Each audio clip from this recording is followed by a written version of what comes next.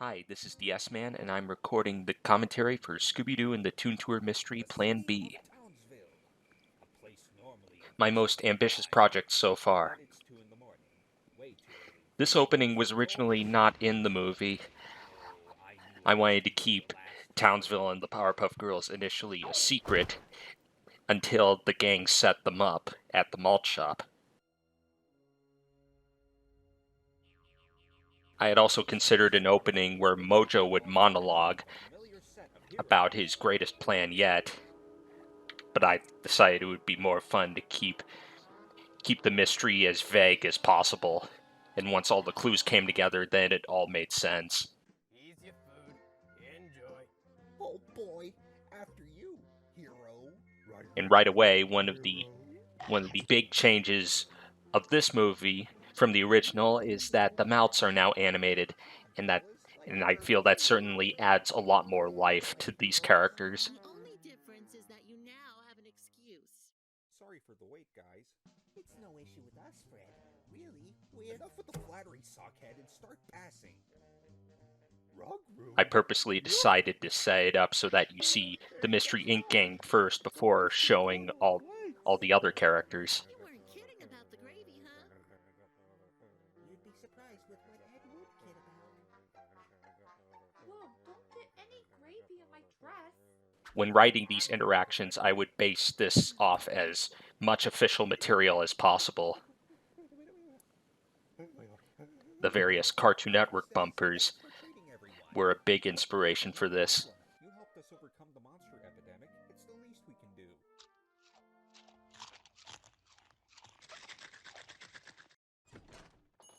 Okay, gang, is everybody finished? Where are the Eds? We're coming. We were getting snacks for the road. Well, now let's get our new crew. Those jawbreakers are just styrofoam balls. Talk to you about that. Wait, what is this crew member nonsense again? We're discussing setting you up as a Mystery Incorporated subsidiary unit in Toontown. This is all so sudden. Why, we haven't even graduated yet. That didn't stop me. Don't worry, we'll consider you crew members if you're willing. Come to think of it, we're good for the summer. I'm willing if you two are. You'd be lost without me. And shall smite the haters that stand in his way. I was cautious about there being too much talking and not enough slapstick, since these were cartoon characters. There needed to be some funny actions to balance out the dialogue. I was just testing you. Bet you didn't know I have a great sense of humor. I'm definitely certain your life is a joke. At any rate, I'm glad you all agree, because the mystery locator's now going off.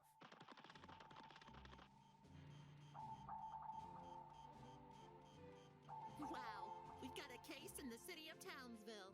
What? That crime-ridden city? Yeah, criminals and monsters. I've always wanted to check it out. Let's go. You don't know what you're getting us into, Fred. Animating the gang inside the van was pretty difficult, which is why later on I just set them up against a blue background with a steering wheel added in front. That's the beauty of it, Shaggy. We're not going to handle them. We're going to get to the bottom of this case. According to the locator, the professor says they'll have the monsters taken care of. Then they must have a terrific armed forces over there. Forces, yes. Armed, no. You said it, Fred. Why, they're taking care of one right now.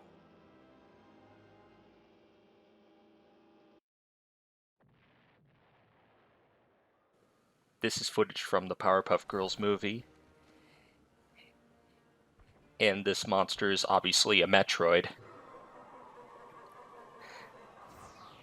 I opted not to try and craft a monster for this very brief appearance.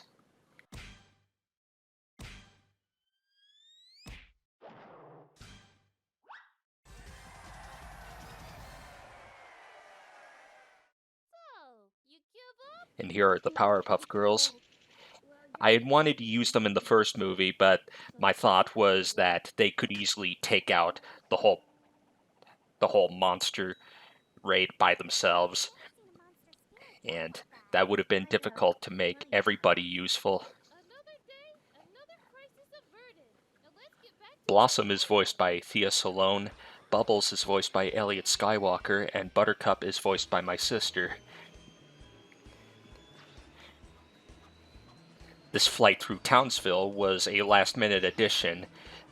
I felt that things were advancing a little too fast, and we needed a little more establishing about the town and their attitude towards the girls.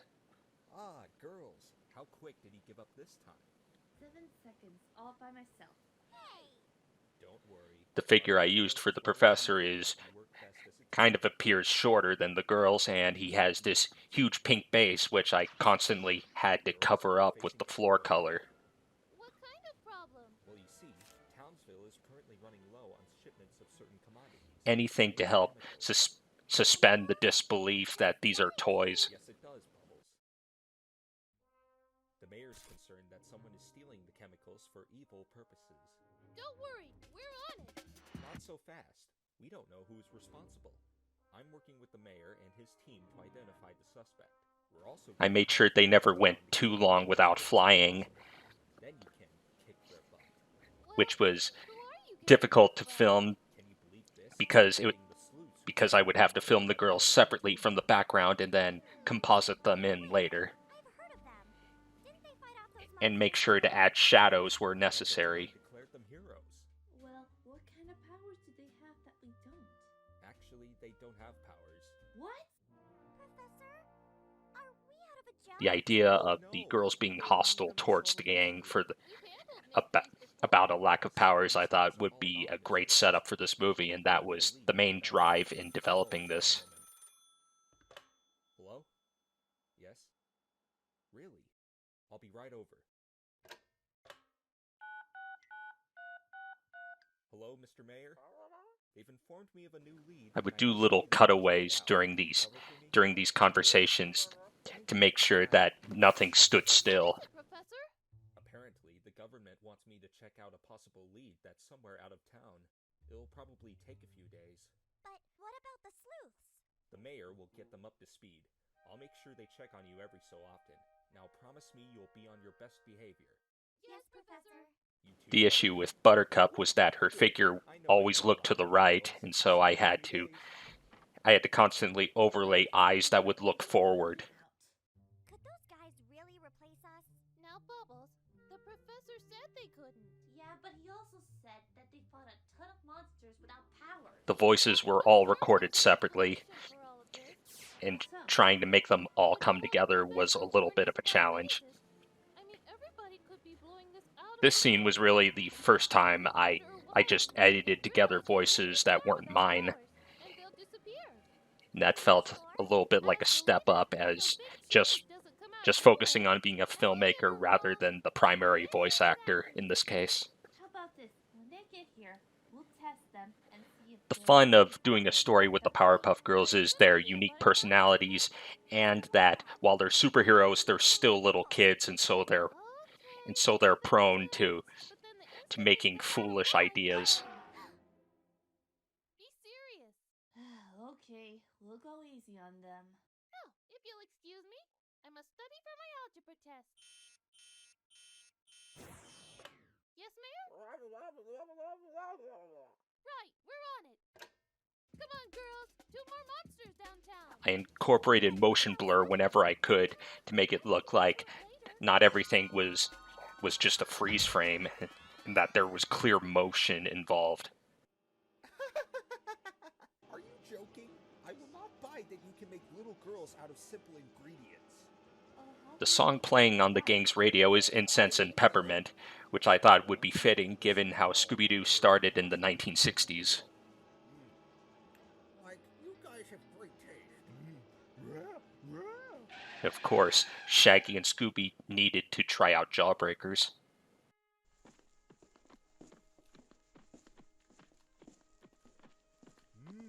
What is that aroma? Pickles. Another thing I knew I would have fun with in this movie was that the gang would be taken aback by how stupid the mayor was. There, we've been over this. You can't just call Miss everything Bellum is animated in Flash. Mystery Inc. Oh, yeah. I used this as an opportunity to hone my newfound interest in 2D animation. That, and because there didn't really exist a figure of Miss Bellum. Lost City is lacking I'd set up a few rules when developing this movie. One of them was that whenever the Eds were the focus of a scene, I would use sound effects and music specifically made for them. Well, isn't that nice?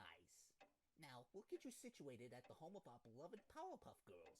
In addition to helping us find our chemicals, you're going to... I had originally thought about using a picture of the Powerpuff Girls, but I thought it would be more fun to just use a quick drawing from Bubbles. Here's the map. Toodles. Ready. Is he serious? We're not babysitters. This is the gang now in front of the digital background as opposed to being actually inside the van. I thought we were done with annoying kids. What a ripoff. Guys, we're so sorry. We didn't expect. When writing for all these different kinds of characters, I always had to make sure that they always spoke in their own terminology, that characters that weren't too smart wouldn't use any words that weren't too common. I made sure to use all the really smart sounding words for Double D. Exactly. This looks like our stop.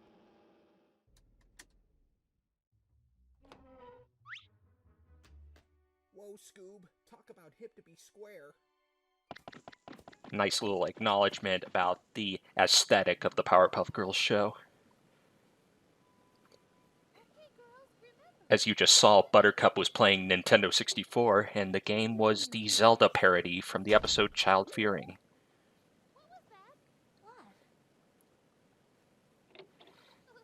This joke really solidified what this movie would be about for me. Yeah, we figured that. Just about the awkwardness and trying to hide the animosity and the setup. +5.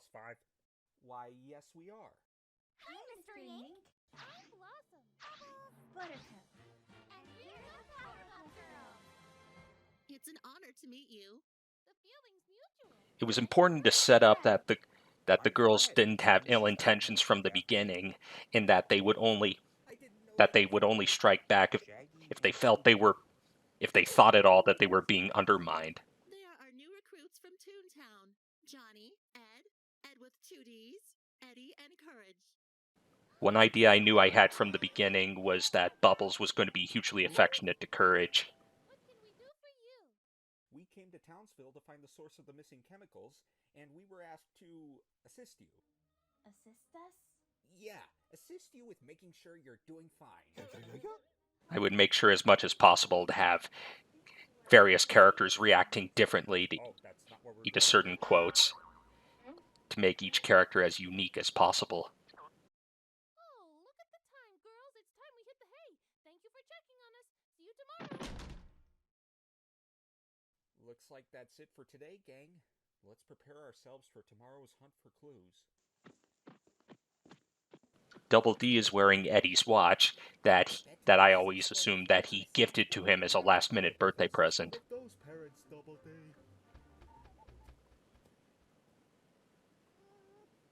I can't believe this. Who are they? Notice how the window is now pink to solidify that it's evening. The flashy teenagers get a medal, and now we're nothing after all we did for this city. Well, if they're really all they're cracked up to be, then maybe they should show how great they really are. This line was originally, maybe we should give them a test of patience, but then I realized that interfered with her realization later on. Bubbles? I was listening. Didn't miss a chance to show Bubbles' naivete. Morning, girls. Did you sleep well? All perfect. That's good to hear. Here's our number. You can reach us on our cellular telephone.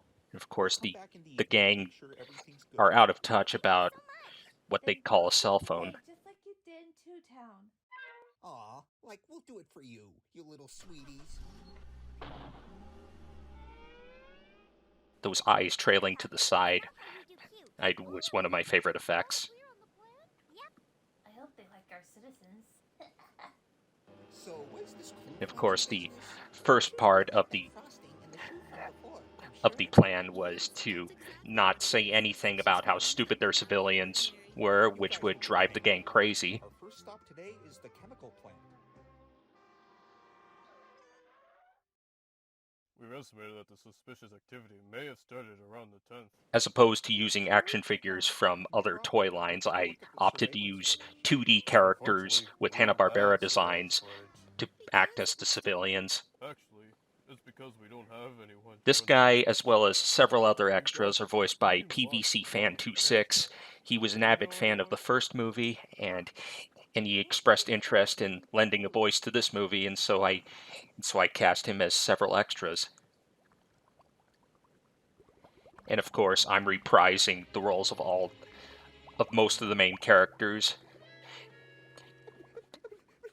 And my sister as Daphne and Kay as Velma. Way of showing the alphabet. We need clues. I was lucky to keep all the voices consistent from the last movie. Oh, where's Scooby when you need him? Another slapstick moment I had a lot of fun putting together. And I would also experiment with sound mixing, like sounds playing in different speakers to indicate the characters really were coming in from the left or the right. So, Chemical X is the source of the Powerpuff Girls' powers. And do you remember the source of the monster disease? Oh yeah.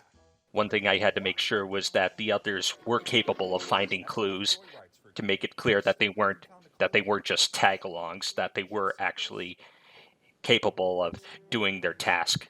Yeah, I pointed it out to them. Eddie! Don't worry, guys. As far as we're concerned, you can all take credit for this clue. Whew. That's how it works? I think I like it. Well, we knew for a long time that X granted special abilities to anything that came in contact with it. But Chemical Y was responsible. And I always had to make clear that Courage really couldn't talk to the other characters without Scooby to translate it, which made things reasonably frustrating for him and kind of sympathetic as well. Yes, they're gone too. Yep, they thought of everything. Yeah, this guy is a bootleg George Jetson. Didn't have a lot of Hanna-Barbera-based designs to go off of when designing these extras. And also, he has lollipops in his shirt pocket. I think our work here is done. Let's check out the next place. My goodness. I mean, are they just letting anybody take those jobs? Animating the mouth while Velma was running at the same time took a while. You're right, Daphne. The mystery locator should have our next stop. To add more authenticity, I would integrate as much Scooby-Doo score from Ted Nichols, Ed, Edd n Eddy score from Patrick K-Rid, and Powerpuff Girls score. In your pockets? My, how irresponsible of you, Freddy. I've had it attached to the dashboard since we came to town. Did anyone touch it? No. Hey, there's a hair strand where it used to be. Maybe that's some kind of clue. It's black. Hey, do I look like I would want to lose any more hair? Call the mayor. This is Fred of Mystery Inc. And I purposely made the mayor's phone speech garbled, just like on the show. Are you serious? Okay. What is it? Apparently, we don't have another stop. He didn't plan ahead. That mayor. Like, if they took the Chemical Y, they must be planning. In addition to animating the mouths, I also made sure to incorporate eye blinks whenever I could. Just add those extra things to make these characters seem alive. It's quite an idea. It'll take a while to examine the database, though. PVC Fan made this officer Scottish as a nod to Willie from The Simpsons, which is why I made his beard red. I avoided using any staple Powerpuff Girls villains on the Wall of Blame as to keep the mystery going for as long as possible. His screensaver is the Cartoon Network background. The Cartoon Network website, I should say. No missing citizens whatsoever. If they're not gonna use the chemicals on people, what are they gonna use them on? Mr. Mayor, we made a few. It was fun balancing the sound choices between realistic sounds and cartoon sound effects. Used to create a dangerous concoction. And it doesn't doesn't seem like any citizens are being taken and experimented on. Land sakes alive, this could be deeper. Good work, Mystery Inc. I'll relay this to my men. We'll have a new plan in the And of morning. course, the mayor's mustache has to go up and down when he talks. He means the Powerpuff That extra Girls bit of are on our authenticity. way to check on them. Hey, Fred, did they ever give us a call? They haven't. Oh, thank goodness you finally came. What happened here? Starving to death. Thought it would be funny if they tried to freak them out by clearly being over dramatic. And if you pay attention to those shelves, you can see a very interesting food item Depends on our hunger. from them nearly getting found out. Well, this might have been too much of It an was to ambitious be plan. clear that But their how can we plans find weren't out? exactly Seems like they're perfect. depending on us and them. Looks like some of us will actually have to do some real babysitting while the rest look for clues. Do you feel nourished at all? Yes, we feel great now. I had some of the characters standing on several You did great. bars of foam board to get them to appear properly in the frame. What? We know it's not ideal for a first real case, but you saw what happened. We promise once we get enough leads, there'll be plenty of action. We understand. After all, we owe a lot to you. Right, fellows? Huh?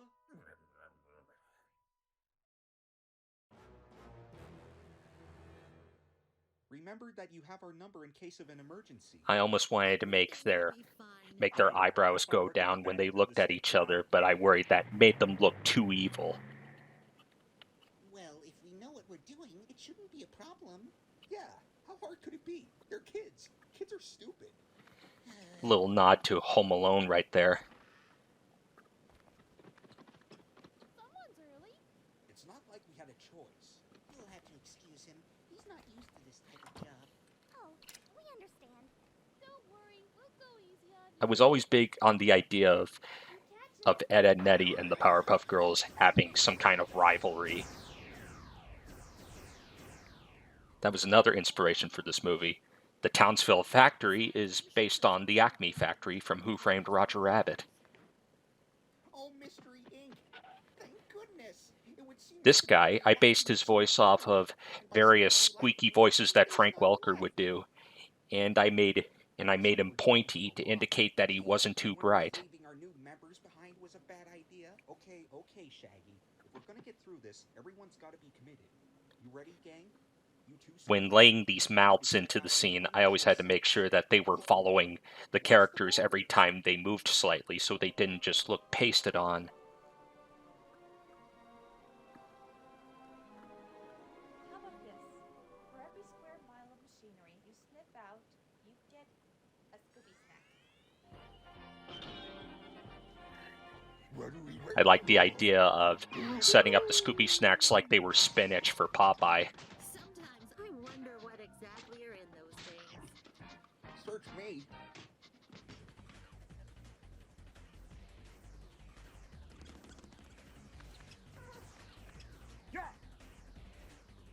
That is a bootleg Powerpuff Girls toy that Johnny's holding.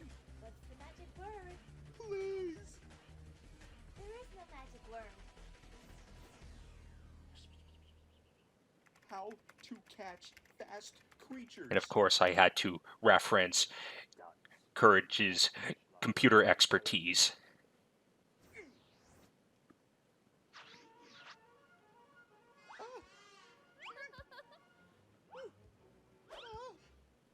And I had to make sure that Bubbles never mistreated Courage throughout this whole ordeal. The green one. The Eds are forming the Tower of Eddie from the Misadventures game. It was fun to make references to specific media as well as episodes. Well, at least I caught one. That was so much fun. We really tested their patience. I had built the set for the Powerpuff Girls room out of foam board, but it was only ever for one brief shot. She needs to liven up. Yes, Mayor? Run away. used various miniature surprise toys to use as set dressing for the room.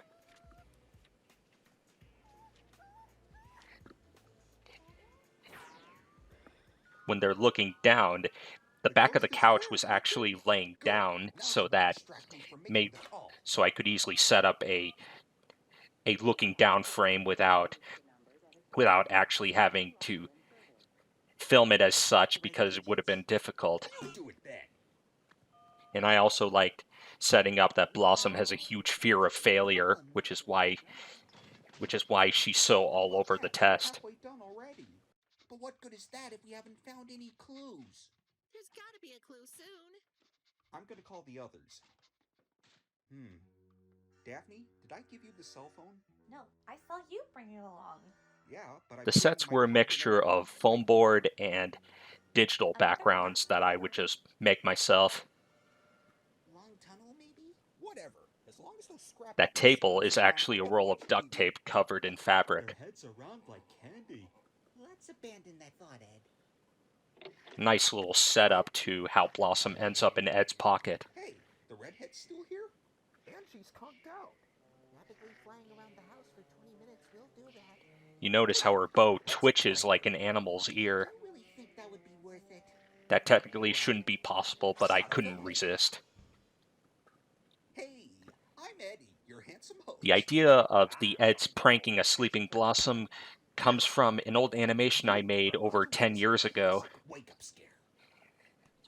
While the video ended up being very crude, the idea still stuck with me, and I decided I wanted to really perfect it in here. That highly detailed close-up was drawn by Deli Cake Art. I like the idea of having highly detailed close-ups like they would always do on SpongeBob SquarePants. Was that always there? Eddie, would this make us, as you say, dog meat? It's not good, is it? That line from Courage was a late addition because I realized he hadn't really been doing anything in this scene. And the dog meat gag also came from the fact that some of the characters' arms had broken off, including Eddie's. We'll say she bumped her head. Glad I thought of it. Just lay her down and I'll get ice. Whatever you say. Where is she? Taken care of, Eddie. Can you elaborate, Ed? I hid the evidence. That won't be necessary. Now, where did you hide her? This shot was fun to set up because it demonstrates show, don't tell, where you can have the environment tell exactly what the problem is without any dialogue. You're definitely getting kicked out of the team. What are you laughing at, handsome camera guy? Look at me, where gentlemen. Settle down. Ed couldn't have gone very far in 15 seconds. Rule number 1 about Ed. You don't underestimate him. It was important to set up that while Ed causes problems, he's not a deliberate menace, he's just stupid. No fingerprints on anything. And some parts smell of pepper. And we found a black hair in Fred's pocket where our cell phone was. This would mean whoever took the cell phone also took the mystery locator. It's not really coming together. Why is that? Like, what a bizarre set of clues. The perpetrator even got I always liked the idea that by the girls trying to scheme to get the gang to leave, it would indeliberately cause the gang to think that the girls were responsible for the crime. Say, guys, doesn't one of the Powerpuff Girls have black hair? Well, yeah. And you could technically believe that if you didn't think too hard about everything that had been revealed so far. The fact that we never found any fingerprints. Jinkies! I thought they were acting strange. Gang, do you realize what this means? Like, it means we've been bamboozled. And of course, to add more comedic flair, have Scooby repeat things in his usual mannerisms. Authorities first and the others. And now we're in the city, which took a long time to put together because I had to mask every single frame every time they were against buildings, except when they would be up against brick walls, which were actual foam board. This? Hey guys, like my new bow tie? I found it on the ground. Wait, that's her bow. It is? This moment with the bow was a late addition because I had realized that the Eds needed to find a clue Now what is it? to show that they might be getting somewhere. Policy about these pickle jars. They cannot know what's going on.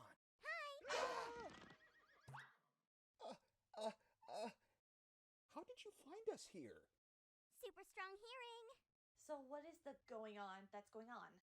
Oh, it's confidential information about the case. This shot was difficult because some of the pictures I needed got lost, so I had to do a lot of makeshift editing, Do you know who we are? mainly when having Johnny's head turn. Now we're being treated like afterthoughts before eventually being replaced by you.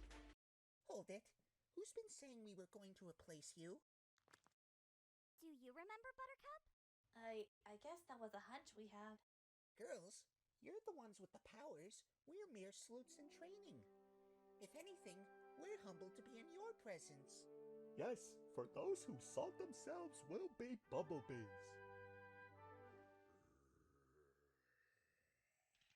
We believe you can do it.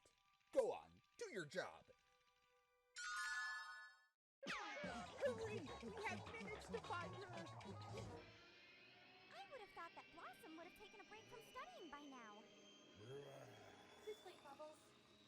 These monster roars used no filters. That was just a day I had a really bad cold that deepened my voice. And that was the only good thing I felt I could make from it. Hello? I need some food. Perfect way to showcase Ed's inhuman strength.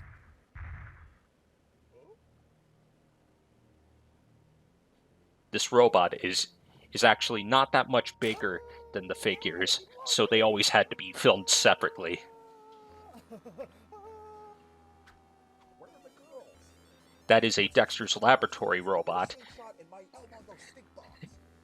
The front always had the Dexter's Lab logo, so I made sure that was always covered up.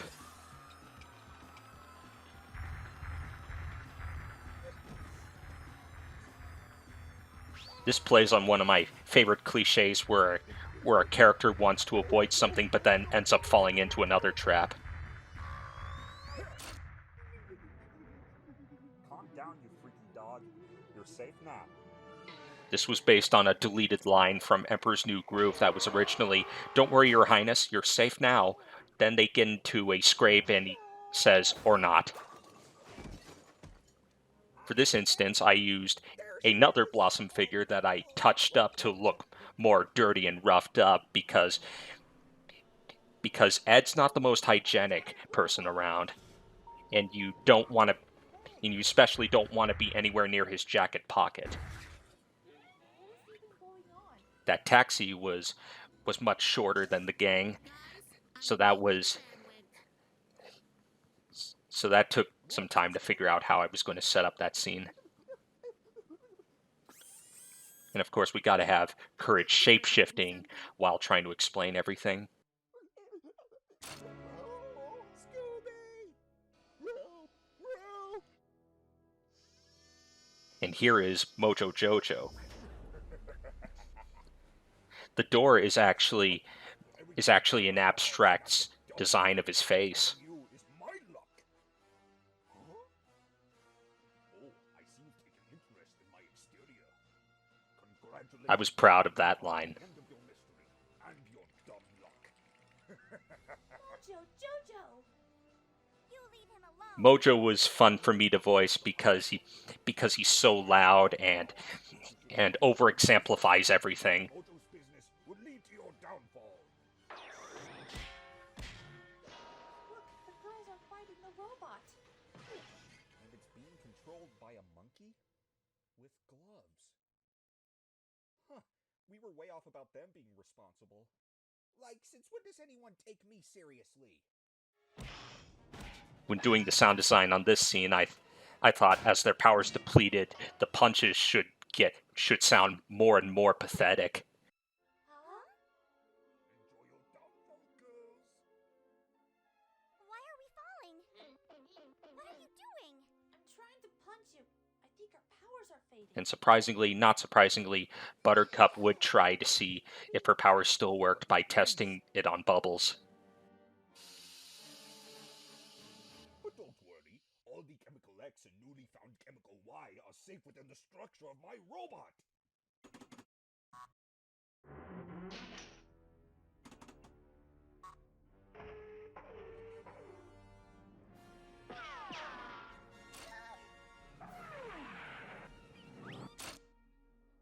I had to incorporate those cute sounds that Bubbles makes at random moments. What happened? You hit your head. Yeah. Thanks. Blossom, there you are. Rather than being conventional, like attempting a bag of ice, I thought Double D should just put a bag of frozen peas on Blossom's head. That thing's loaded with chemicals and antidotes. We lost our powers. What? Oh, this day cannot get any worse. I got all my stuff back, guys.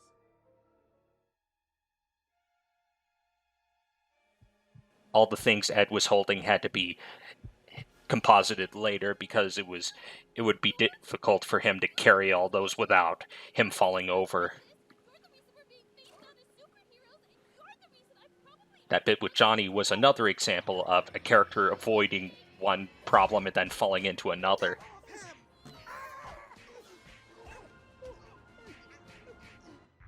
Poor Scoob. How will he stand a chance against that thing? Shaggy, throw him a Scooby snack. Why me? You have the longest arms. And the lousiest aim. And I made sure with this that we actually saw Velma with her glasses lost, rather than just having her turn around when they fell off.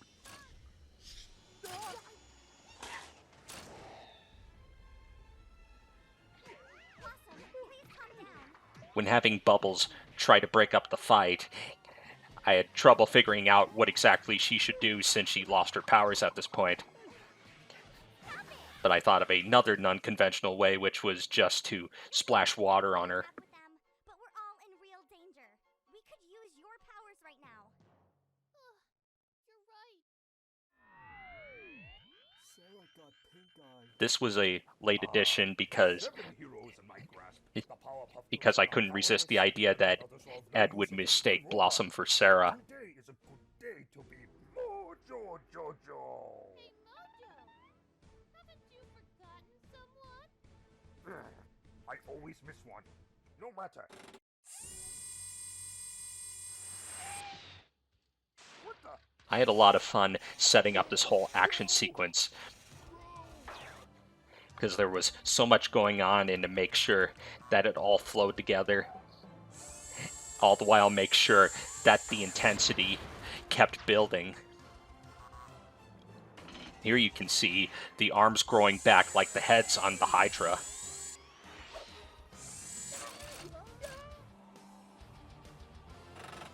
Originally, the other characters would have just watched from the sidelines, but I decided they all had to be grabbed to further up the ante.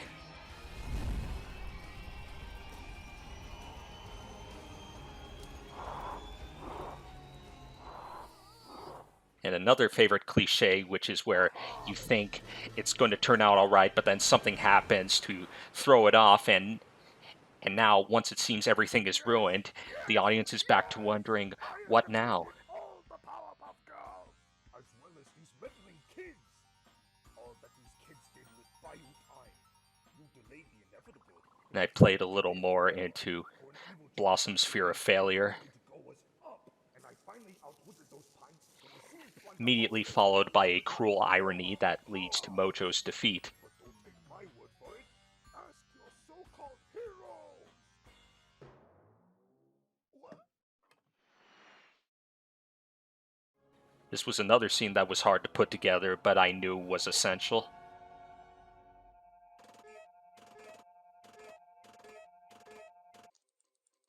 Once again, Mojo grabbing the lever was was all composited, because setting up the shot like that for real would have been difficult.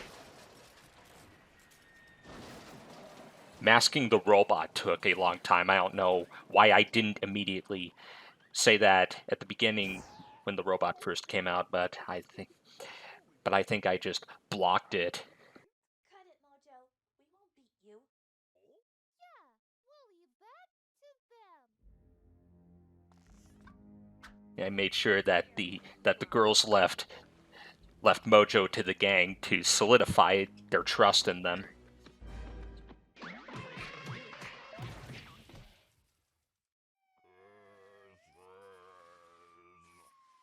So, explain his plan. With pleasure. Mojo stole the chemical X to give his robot power. And the chemical Y to make those threatening And here the gang is simply explaining what exactly the plan was in traditional Scooby-Doo style. Girls, I was so worried about you. How did your mission go? Actually, it was a setup by Mojo to get me out of town. Professor Newtonium, your girls were terrific. May I say your group did excellent as well. Yup, all's well that ends well. Eddie? Everybody, we played a prank on Blossom that resulted in her disappearance. We realized the fate of the city was nearly in jeopardy without her. We accept if you no longer accept us. It was tricky to make the Ed's redemption sympathetic but not too sappy. To be honest, we're kind of responsible as well. Yeah, we try to make things difficult for them so they leave. If they go, we go. Easy, Bubbles.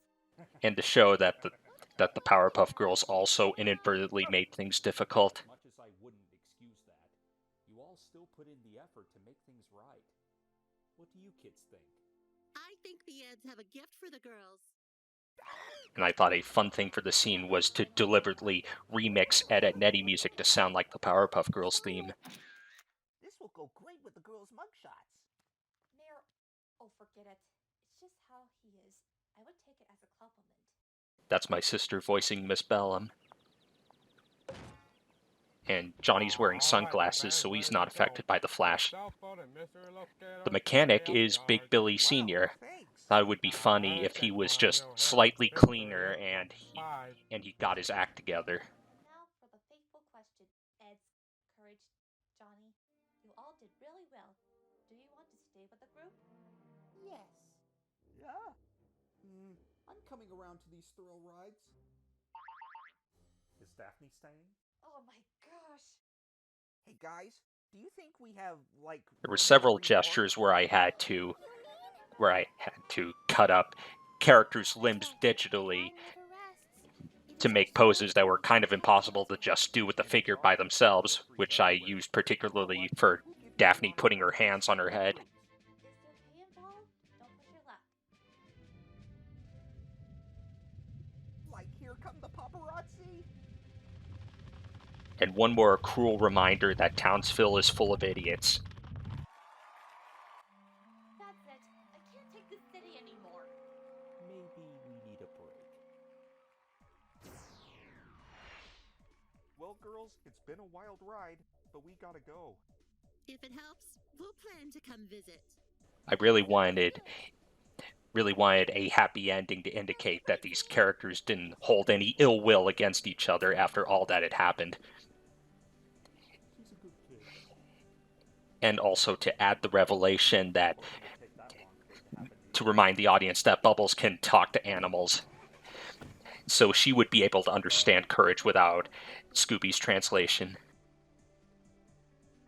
Dogs, keys, and everything in between.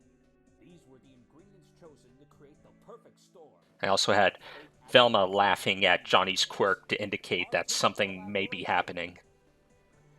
And the day is saved, thanks to mystery. I was especially proud of setting up this ending shot.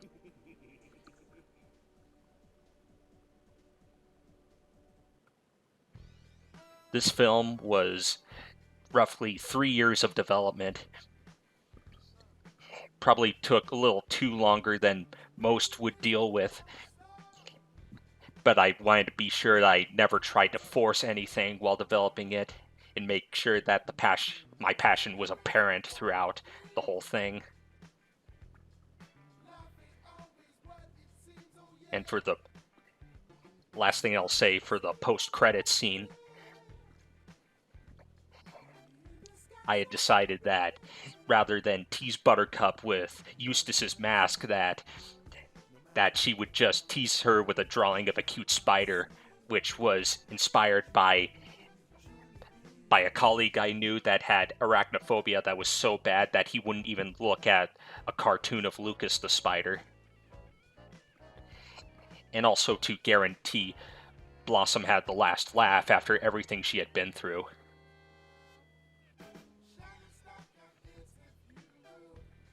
To have this film finally finished is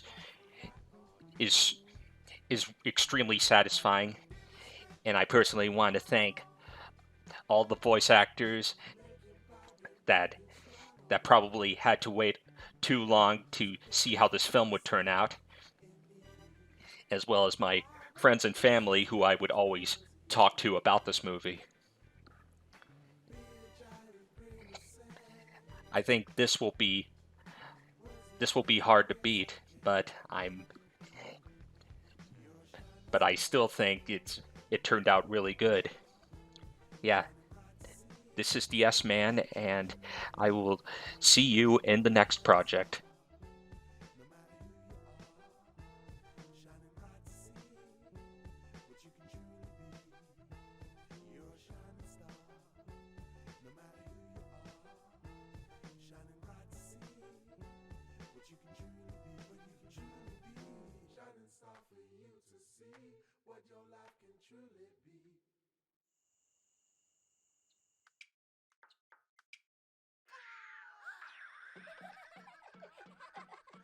And she claimed she's too smart to fall for